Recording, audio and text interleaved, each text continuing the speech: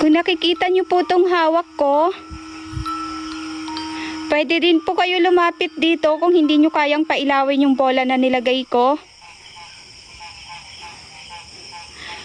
Pwede niyong lapitan to, pwede niyong pailawin yan.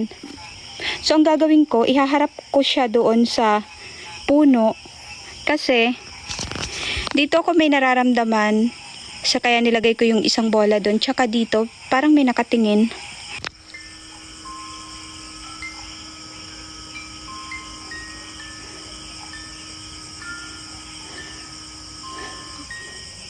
Gagi. Wala. Dalawang beses tumunog.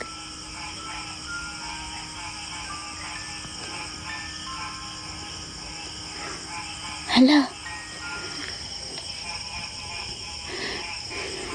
Ayan na naman oh. 3 beses na.